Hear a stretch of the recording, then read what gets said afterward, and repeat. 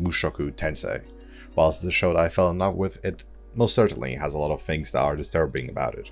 It's also a very controversial show amongst the anime fandom, as it has someone that's 34 years old and he sexualizes a 14-year-old. And no, she's not 1000 years old, actually, she is just a 14-year-old, making it a little bit of a weird situation as he is also reincarnated, therefore he is actually the same age as her in his human body. While I agree that the main character has some weird and disturbing parts making him a problematic character, I like everything else that the story has to offer. And honestly, the more I look into it, or more or less analyze the way the character is written and how the world functions around him, I think without those flaws, the story wouldn't be as impactful in the development that he receives throughout it.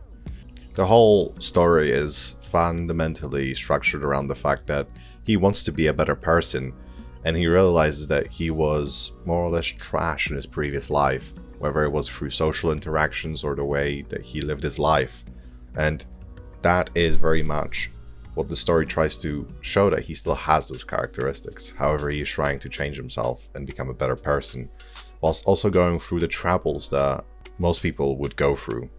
Whilst I know most people won't be able to relate with it, as I can't really myself, I still find it quite beautiful how the story develops the character and shows improvement and his goals that he slowly starts achieving and bettering himself, whilst also going through some very, very damaging things. At one point, it kind of just happens because of a misunderstanding, which I don't like. However, it still adds to his character. Yes, moving on, it's something that annoys me quite a bit.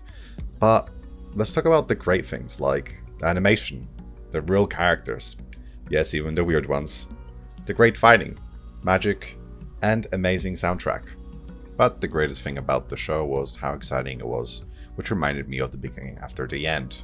If you haven't seen me talk about the greatest story of all time in manhwa, I did kind of, clickbait and stuff like that. But, if you're interested about a story that is very well structured, but is not in an anime format, it's in a manga/manhwa format, then definitely check out my video that goes a little bit more in detail about it. I'll make it pop up in the top right now. There are a lot of people that say how the isekai anime feel the same.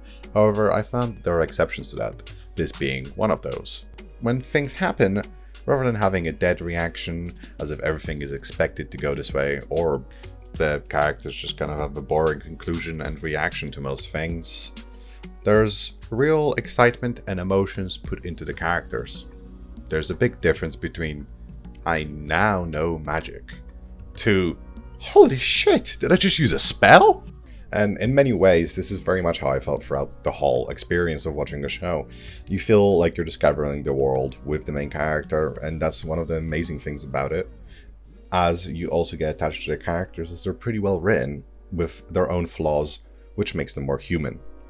I mean, at the end of the day, when you watch a show, you probably don't want it to be too based in realism, but if you do want to create a character that feels pretty realistic, you have to make him flawed so that you actually feel that he's somewhat human. After all, none of us as humans are perfect, and if you want a character to be relatable, they should probably be written in a similar sense to that. Now think about it, most isekais, or any reincarnation shows, have a character that more or less becomes perfect. Normally these characters have a small problem, for example, they have minor social anxiety, but the problem with that is, a lot of the time they have like 4 hot girls around them, so it almost contradicts like the whole problem. Like, it's not very realistic, therefore it doesn't feel very relatable. Whilst in this show, it is relatable, especially for anybody that has actual anxiety or problems with leaving the house, or any other problems that really do link with social anxiety. And throughout the whole show, we see the main character struggling and trying his best to overcome these weaknesses.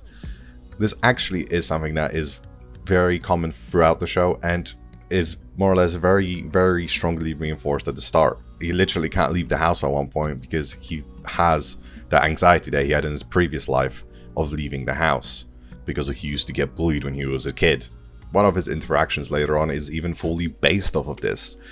He sees someone get bullied and he simply goes in to help them because he knows now it's the right thing, which, whilst he is a flawed character, that just shows that he's making improvements, which is absolutely amazing. And this is something that's not only done once, but it's done throughout the whole show.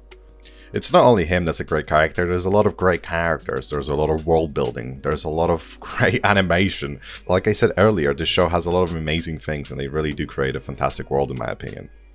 For example, it does go as far as talking about gods and more or less deity level beings at one point. And I do feel like a lot of the time, things like that don't get talked about because they're like too far to grasp for the main character, especially early on. However, in this story, we do get mentions of these almost godly beings. And rather than just knowing everything about them straight away, which some shows do when they do introduce these kind of beings, we are slowly informed about them and very much wonder what is going on because the main character is in the same position as us. We don't know. We just don't know, and that's a very good way to make the story more exciting. Well, I should probably talk about the actual ratings that the show is going to be receiving. Firstly, I'll talk about the story, and the story will get a 7.5 out of 10. The story could be better, and honestly, it's not bad, it's actually pretty good. Just, if I do compare it with other shows, it's not as fulfilling as everything else, and also the other aspects of the show are just better. The characters, in my opinion, get a 10 out of 10. They feel real in the literal sense, with the flaws that they have and how they're tackling them. The main character is not the only one that has problems, and we see that through the characters as they develop and become better humans, or whatever you want to call them. There are different species as well in the show. Well, as for the action, I do think it's a very good. It's not perfect, but it's almost there, and I think action and animation almost go together, so I think the animation style very much enforces the action. The only problem I would have is the fact that there isn't as much action as I would hope for, but when it does happen, it gets a 10 out of 10 for me.